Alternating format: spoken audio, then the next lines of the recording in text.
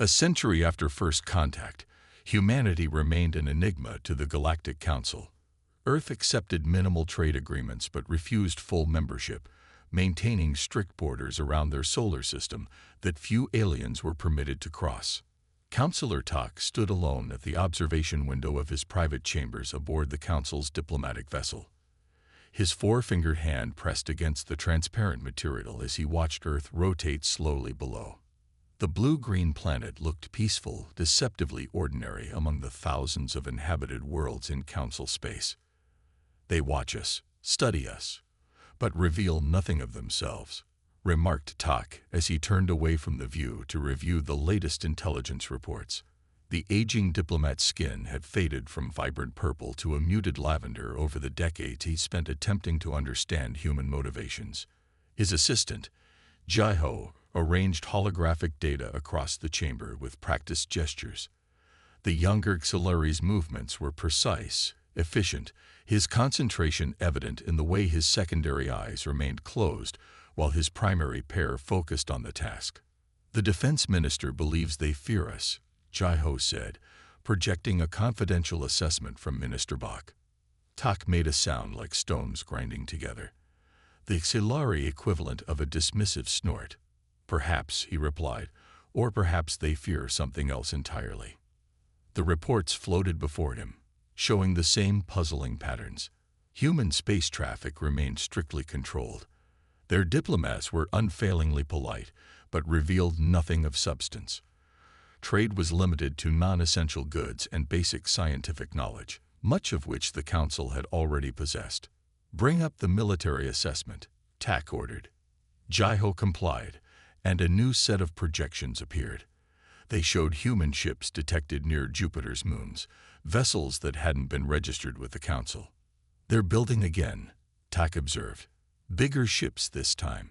While Council species debated theories about human isolation in formal sessions, fear, xenophobia, or darker intentions, intelligence reports showed rapid technological advancement despite limited alien interaction. Human ships appeared increasingly sophisticated during their rare ventures beyond Mars. "It doesn't make sense," Jai-Ho said, displaying comparison charts. "No species advances this quickly without cultural exchange. It defies all models of technological development." Tak moved his long fingers through the projection, enlarging details of the human vessels. They were sleek, utilitarian designs, nothing flashy or ceremonial like praft ships, nothing organic like Muveri craft, just functional machines built with evident purpose. "What are they preparing for?" Tak wondered aloud. The Council monitoring station on Luna had reported unusual activity in Earth's southern oceans. Massive underwater structures were being built, consuming resources at an alarming rate. When questioned, human officials simply called them research facilities and changed the subject. "Should we recommend increased surveillance?" Jai-Ho asked, closing all his eyes briefly in the Xalari gesture of concern. Tak was about to respond when a priority alert flashed across the room. Jai-Ho immediately brought up the message. "It's from Earth," he said, surprise evident in his voice. Then, breaking decades of diplomatic silence, a formal message appeared before them. Earth was requesting an emergency council session. Not a trade negotiation or a minor diplomatic exchange, but a full gathering of all 87 member species. The transmission was signed by Ambassador Hyun, a name unknown to any Council database. "Check records," Tak ordered. "Who is this Hyun?" Jai-Ho's fingers moved rapidly through search protocols. No diplomatic registration, no Council visa, no interstellar travel history. He paused, bringing up more data.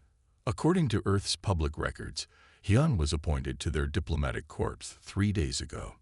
No previous experience noted. Tak's skin darkened with concern. They appoint an unknown as ambassador and immediately request an emergency session. After a century of minimal engagement, the message contained no details about the purpose of the requested meeting, only a classification. "Existential threat. Inform the High Council," Tak said. "Priority level 1. Jai-Ho looked up, All four eyes widened. Level 1. That's reserved for imminent. I know what it's reserved for, Tak interrupted. Do it now. As Jaiho hurried to comply, Tak turned back to the observation window. Earth continued its peaceful rotation, clouds swirling across its surface. Nothing about the planet suggested urgency or crisis. Yet something had changed. Something had finally pushed the most isolationist species in known space to break their silence. Within hours, vessels from across the galaxy began changing course toward the Council hub. Species that had been in conflict for generations now moved with common purpose, drawn by the mysterious human summons. Tak's private communicator chimed. The High Council wanted him to meet this Ambassador Hyun personally before the formal session. Prepare my shuttle, he told Jaiho.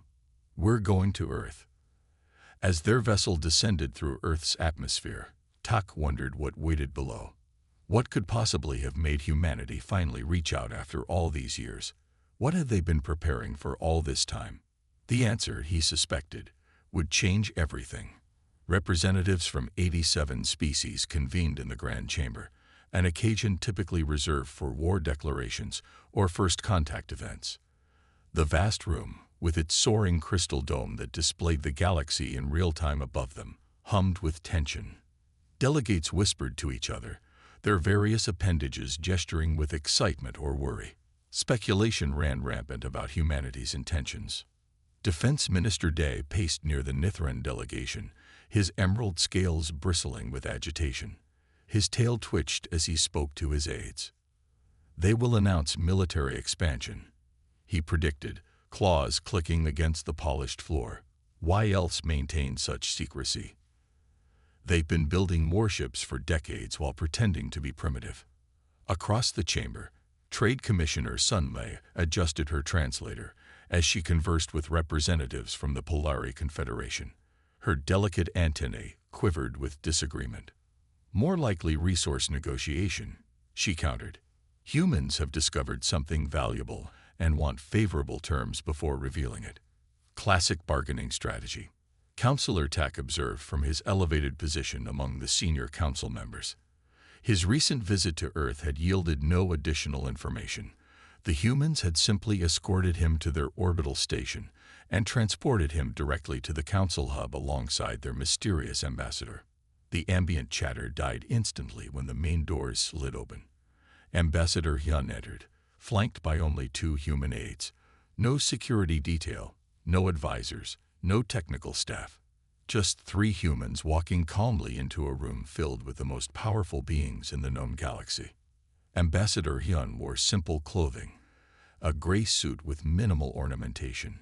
She appeared middle-aged by human standards, with short black hair streaked with silver. Her calm demeanor contrasted sharply with the gravity of the occasion. The Grand Chamber fell silent. Even the translation systems seemed to hold their electronic breath. Hyun walked to the central speaking platform without ceremony. Her footsteps echoed in the absolute quiet. Once at the center, she activated no visuals, displayed no credentials, offered no customary greetings to the assembled dignitaries. For a century, we have watched and waited, she began, her voice clear and unwavering. Not out of fear or distrust, but vigilance. We detected a massive threat approaching galactic space from the void between galaxies. A ripple of movement passed through the assembly. Some delegates leaned forward. Others pulled back in surprise or disbelief. Humanity's apparent isolation was necessary. Hyun continued. We needed to develop technologies that could confirm what our early detection systems discovered. We needed to be certain before bringing this to you. With a simple gesture, she activated the chamber's main display system. The galaxy map above them zoomed out dramatically, showing not just their own spiral galaxy, but the vast emptiness beyond. And something else. Something moving. 86 years ago, our deep space arrays detected anomalous energy readings from outside the galactic boundary. We deployed advanced quantum sensors to investigate. Murmurs erupted as she revealed humanity's secret monitoring network extending far beyond Council territory, arrays of quantum sensors that had been operating undetected for decades. Defense Minister Day rose to his feet. This is an admission of violated treaties. These monitoring stations were never reported to the Council. Hyun turned to face him directly. Minister, when facing extinction, protocols become secondary concerns. Extinction. The word rippled through the chamber in dozens of languages. Hyun gestured again, and the display zoomed further, focusing on what had appeared to be empty space. Now magnified, delegates could see dark objects moving in formation. Not ships, exactly. Something else. Something vast. We call them Voidborn, Hyun said quietly. They've consumed 3 satellite galaxies already. Their path is clear and deliberate. They are coming here next. Trade Commissioner Sun Li's antennae flattened against her head. If this threat is real, why come to us only now? Why wait a century? Because yesterday they changed course, Hyun replied. Until now, their trajectory would have brought them to the galactic rim in approximately 300 years. Something has accelerated their approach. Current calculations give us less than 5 years. Chaos erupted in the chamber. Delegates shouted questions and accusations. Some demanded proof. Others called for immediate military mobilization. Senior Counselor Tak raised his hands for silence, a gesture that gradually calmed the assembly. Ambassador Hyun, he said, his voice grave. What you described violates numerous monitoring treaties. Your sensor network represents unauthorized technology deployment in sovereign territory. These are serious diplomatic infractions. Hyun nodded. Yes. You admit these violations freely. We do. Why should we trust information gathered through illegal means? Tak asked. Hyun's expression remained calm. Because we're giving you access to everything now. All data, all technology, all our preparations. She paused. And because we've already lost ships confirming these findings. A new image appeared above them, the wreckage of what was clearly a human vessel. The damage pattern was unlike anything the Council had seen before. This was the research vessel Horizon, Hyun explained. We sent it to gather direct evidence 6 months ago after detecting unusual activity at the approach boundary. 300 crew members. No survivors. The chamber grew still again as the implications sank in. Humanity has been preparing for this threat alone because we had to be certain. Han said into the silence. Now we are certain. And now we need the Council. We cannot face this alone. Tak studied her face carefully. What exactly do you propose, Ambassador? An alliance, she answered simply. Not just cooperation. Not just coordination. A true merging of our technologies, our strategies, our forces. Humanity has developed defensive systems specifically designed to counter the Voidborn. But implementation on a galactic scale requires resources we don't possess. She looked around the chamber, meeting the eyes, stalks, and sensory organs of species humans had kept at arm's length for a century. For the first time since we joined the stars, Ambassador Hyun said, humanity asks for help. Humanity has prepared for this threat for generations. Ambassador Hyun continued, her voice steady despite the tension filling the grand chamber. She moved her hand through the holographic display, expanding the image of the approaching entities. The projection showed massive dark shapes moving with purpose toward the galaxy's edge. These are not ships as we understand them, she explained. They are ancient, vast consumers of worlds that have already devoured multiple galaxies. The assembled delegates stared at the projection with various expressions of disbelief, horror, and skepticism. The entities defied easy description, part organic, part something else. They absorbed light rather than reflected it, making them appear as moving voids against the stars. Counselor Tak leaned forward. These recordings, they could be fabricated. They are not, Hyun replied. She nodded to one of her aides, who stepped forward. Engineer Jinwoo, she introduced him, head of our Defensive Systems Division. Jinwoo was younger than Hyun, with serious eyes and precise movements. He activated his own data stream, replacing the images of the Voidborn with technical schematics. "We've studied these entities for decades," he said. "They communicate through quantum-entangled particles. They coordinate perfectly across vast distances, and they consume everything in their path. Matter, energy, even space-time itself." The schematics shifted to show a complex network of interconnected defensive systems, planetary shields, deep space sensors, and weapons platforms unlike anything the Council had developed. "Integration of your quantum communication systems with our defensive grid is essential," Jinwu stated plainly. "Without it, survival probability falls below 12%. The chamber erupted in voices. Some called for immediate verification of the human claims. Others demanded to know why this threat hadn't been detected by Council sensors. "Our detection systems operate on different principles," Jinwu explained when the noise subsided.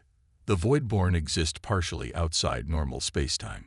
Standard sensors see nothing because there's nothing to see in the conventional spectrum."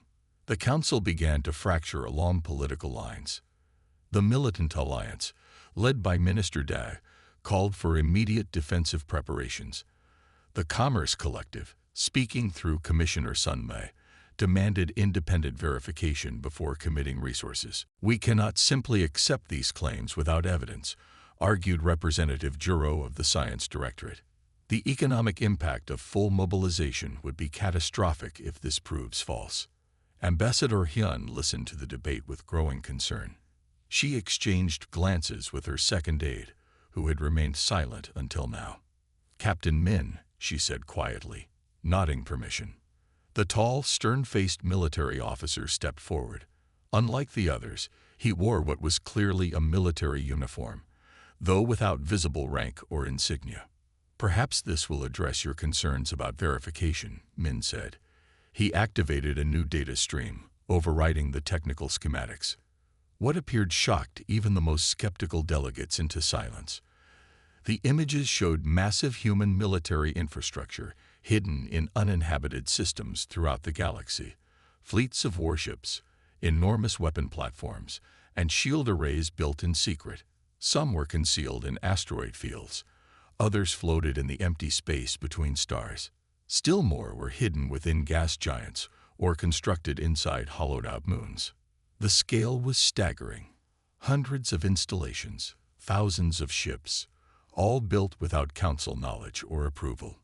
"This installation is in the Proxima system," Min said, highlighting one structure. "This fleet is stationed near the Helix Nebula. These shield generators are embedded throughout the Orion Spur." "Impossible," whispered Sun Mei. "Our patrols would have detected this." "Your patrols saw exactly what we wanted them to see," Min replied without apology. High Minister Kang rose from his seat at the center of the Senior Council. His long, elongated body swayed with agitation. The ceremonial crest along his spine fully extended in a display of authority. "You violated Council law," he accused, voice trembling with anger. "Military construction in shared space requires unanimous approval. This is an act of war." "We violated protocol to save you," Min replied simply. The chamber fell silent again. "Every installation," Min continued, "every ship, every weapon is positioned according to defensive algorithms developed specifically to counter the Voidborn. The entire network can be activated within 3 standard days." Jinwu stepped forward again. "But it won't be enough alone. Our models show the Voidborn adapting quickly to any single defense strategy. We need your technology, your resources, your people to succeed." Ambassador Hyun surveyed the stunned faces around her. "We understand your anger, your sense of betrayal. But consider our position. A young species discovering a threat beyond imagination, struggling to develop the means to fight it, uncertain if we would be believed. You could have shared this immediately upon discovery," Tak said, "and risk panic, or worse, inaction." Hyun shook her head. "We had to be ready first. We had to have something to offer beyond just a warning." The various delegation heads began conferring among themselves. The chamber filled with urgent whispers and occasional outbursts as the implications became clear. Minister Day approached the human delegation, his scales now flat against his body, a sign of serious intent rather than aggression. "These defenses," he said quietly, "they're really designed to protect the entire galaxy, not just Earth. Every installation is positioned to maximize coverage of inhabited systems," Min confirmed. "Human worlds receive no special protection." Across the chamber, Economic Advisor Ho rose to address the assembly. "The cost of integration with human systems, it would require reallocating nearly 30% of our combined industrial output. The cost of failing to prepare," Hyun replied, "is extinction." As the debate continued, Captain Min noticed something on his personal data device. He showed it to Ambassador Hyun, whose face grew even more serious. "Honored delegates," she called out, raising her voice to be heard above the arguments. "While we debate the Voidborn advance, our outer sensors have detected acceleration in their approach. The timetable has shortened again." She displayed a new projection, a countdown clock showing just under 4 years. "This is the choice before you," Hyun said. "Trust us and act now, or verify independently and risk running out of time. Either way, humanity's resources are yours to command in this fight." The impossible choice hung in the air as the Council faced a decision that would alter the fate of every living being in the galaxy. First contact with the extragalactic entities occurred at the galaxy's edge, near the mining outpost Proxima Station. The station itself was a sprawling collection of habitat modules and processing facilities attached to a small, resource-rich asteroid. 6,000 beings from 12 different species called it home. None of them had ever heard of the Voidborn until 3 days ago. The evacuation was still underway when the first shadows appeared at the edge of the system. They moved unlike any ships or natural phenomena ever recorded, flowing rather than flying, stretching and compressing as if space itself meant nothing to them. Human defense forces arrived before Council ships, already engaging what they called the Void. Their vessels emerged from concealed positions throughout the system, revealing that Ambassador Hyun's claims about hidden infrastructure had been true. The human ships were unlike anything in Council records. They had no visible engines, no conventional weapons arrays. They seemed to bend light around them, making them difficult to track even with advanced sensors. "This is Commander Yunji of Earth Defense Force," came the transmission across all channels. "Council vessels, maintain your position at the designated coordinates. Evacuation transports, continue on your approved vectors. We will provide cover." On the command deck of the Council flagship Guardian, Admiral Ta received the message with mixed feelings. The Council had reluctantly agreed to a joint defense operation, but being ordered to hold position by a species that had deceived them for a century rankled. "They presume much," commented his second officer. "Let's see if they can back it up," Admiral Ta replied, watching as the human vessels moved to intercept the approaching Voidborn. The Void entities accelerated suddenly, stretching into long tendrils that reached toward the evacuation transports. The closest transport, packed with mining families, sent out distress calls as its engines struggled against an invisible force pulling it backward.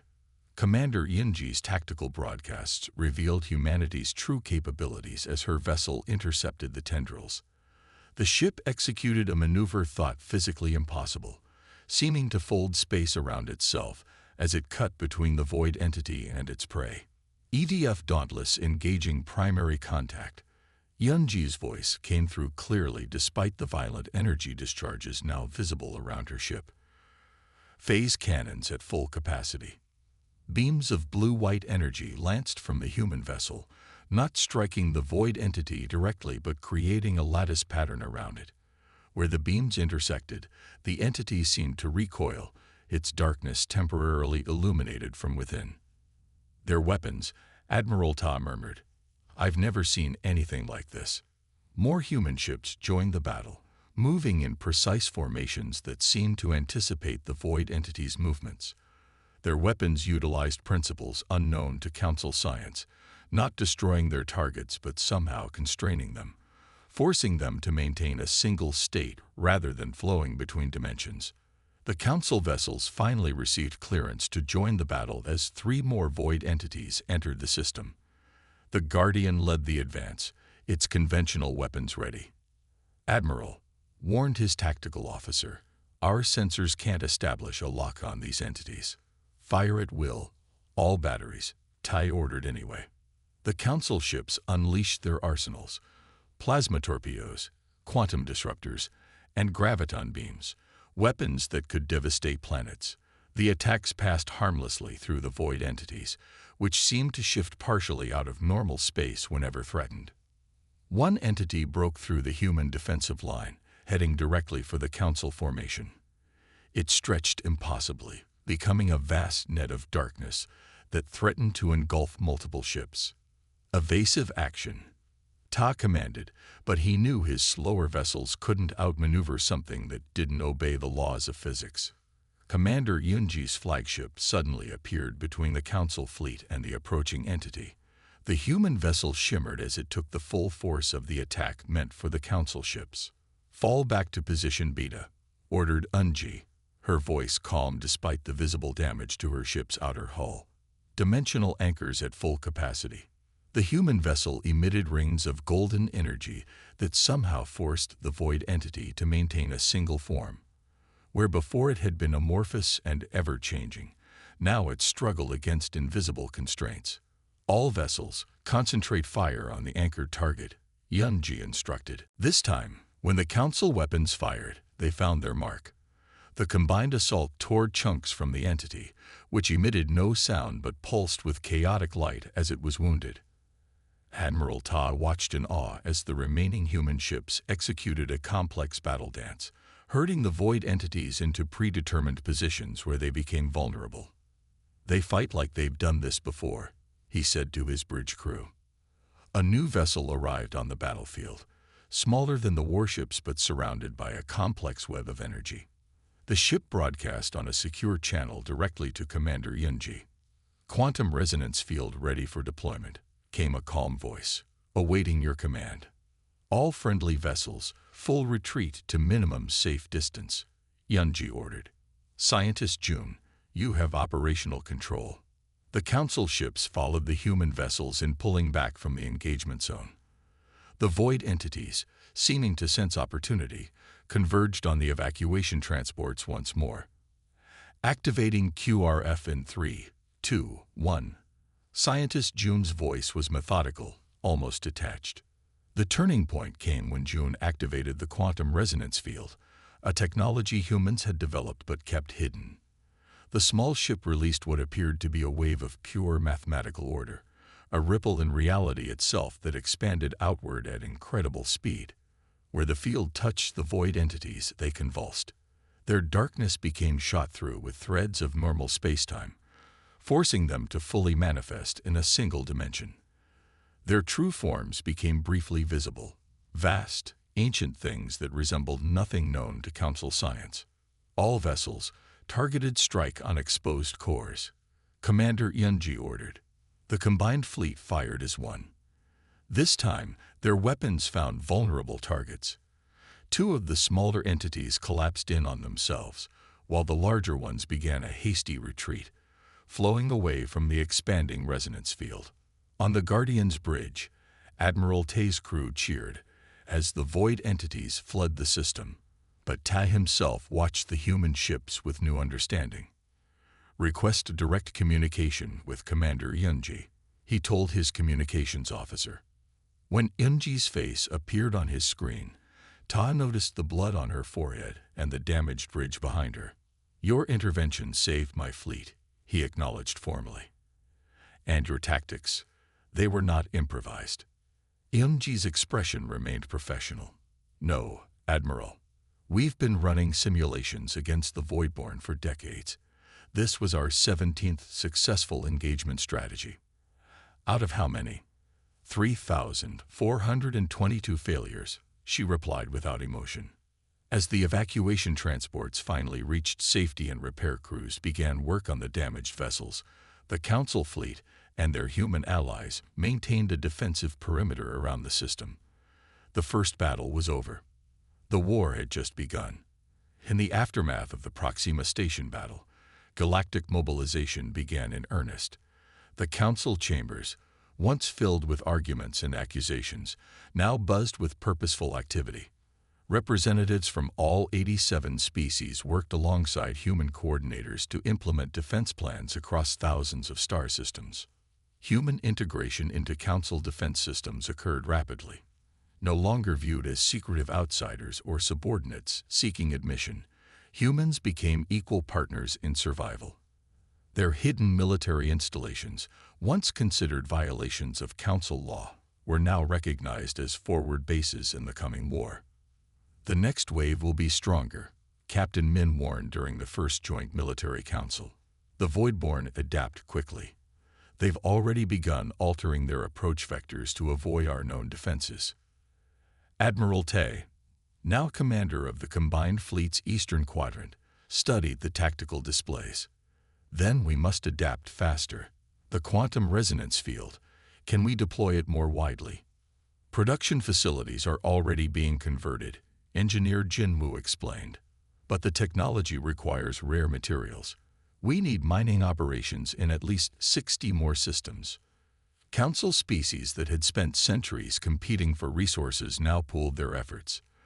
Muveri crystal farms, once closely guarded secrets, were open to human scientists. In exchange, Earth shared the dimensional anchor technology that had proven so effective against the void entities. 3 months after the first battle, the Reformed Council convened for a special session. The Grand Chamber had been redesigned, no longer arranged by political alliances or species groupings, but integrated teams focused on different aspects of defense. Elder Jun, one of Earth's most respected leaders, addressed the assembly. Though frail in appearance, her voice carried strength and conviction. We isolated ourselves not from fear, she explained, her hand steady as she gripped the edges of the podium. We needed time to prepare. Our history taught us that divided civilizations fall. United ones might stand a chance. Elder Jun revealed images from Earth's earliest deep space arrays. Grainy, distorted pictures of distant galaxies being consumed by darkness. The dates attached to the files shocked many delegates. You detected them 30 years before first contact. Counselor Tak asked, his voice hushed. Jun nodded. When we first discovered evidence of intelligent life beyond our system, we celebrated. But our celebration was short-lived. The same technology that showed us your civilizations also revealed what was coming for us all. The truth behind humanity's century of isolation became clear. Preparation and protection. Earth had detected the void 30 years before first contact and committed their entire civilization to developing defenses. We debated revealing ourselves immediately, Jun continued. But our simulations showed that without concrete defenses to offer, our warning might be dismissed as the delusion of a primitive species. So we made a difficult choice, to remain apart while we prepared, to be ready when the time came. Trade Commissioner Sun Mei, who had been among the most skeptical of human intentions, rose to speak. Your deception cost us valuable preparation time. Yes, Jun agreed without defensiveness. That is our burden to bear. But had we failed in developing effective countermeasures, your additional preparation would have made no difference. The new Combined Fleet headquarters orbited a neutron star at the galaxy's core, a location once considered too dangerous for permanent structures. Now, its unique radiation profile helped shield the base from void detection. On the observation deck, Fleet Admiral Yoon stood beside Council Overseer, watching as ships from dozens of species maneuvered through complex training exercises. The vessels moved in formations that would have been impossible months ago, before shared technology allowed their diverse propulsion systems to synchronize. Remarkable progress. He commented, his elongated fingers tapping against the transparent barrier. As head of the Council's Executive Committee, he had initially opposed giving humans equal standing in the alliance. Now he worked closely with Yoon to coordinate the war effort. The auxiliary dreadnoughts have finally mastered the phase shift maneuver, Yoon noted with satisfaction. Their crystal hulls amplify the effect beyond what our ships can achieve. Has studied the human admiral's face. Despite the progress, tension lines remained around Yoon's eyes. The latest projections, He asked quietly. Unchanged. The main Void fleet will reach the Outer Rim in 3 years. They stood in silence, watching the ships move through increasingly complex patterns. Each species brought unique strengths. Nithran vessels with their unmatched speed, Polari ships with their advanced stealth systems, human craft with their dimensional technology. I've been wondering something, I said after a while. Your message to the Council, it wasn't really a warning, was it? Yoon smiled slightly. No, it was an invitation to survive together. His expression shifted in the subtle way of his species, equivalent to raised eyebrows. You could have continued hiding. Your defenses might have protected Earth, at least temporarily.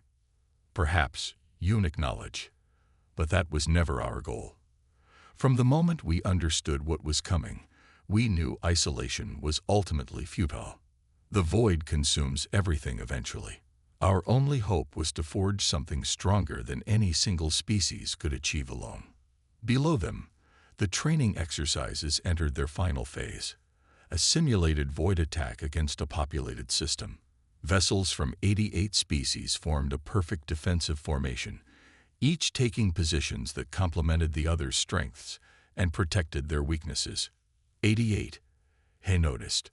I thought there were 87 council species, plus humans. The Noor joined yesterday, Yoon explained. They've been hiding in the galactic halo for millennia. They detected our preparations and decided to reveal themselves. I made a sound of surprise. More hidden watchers. Like you. Not quite. They've been running from the Void for a very long time. They've seen galaxies fall.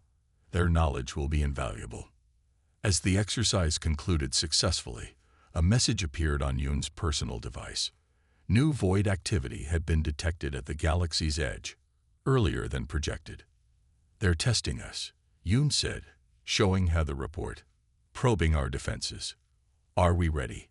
He asked. Yoon looked out at the combined fleet, former enemies now training as one force, preparing for the real battle that would determine the fate of all. Not yet, Yoon admitted, but we will be. The Alliance had 3 primary staging areas, 12 secondary defense zones, and hundreds of early warning outposts. Human quantum resonance technology was being installed throughout Council space. The manufacturing capacity of 88 species was now focused on a single goal. For the first time since the Void began its consumption of galaxies, its advance faced organized resistance. The darkness that had devoured countless civilizations would find this galaxy different. This galaxy would fight back as one. The end.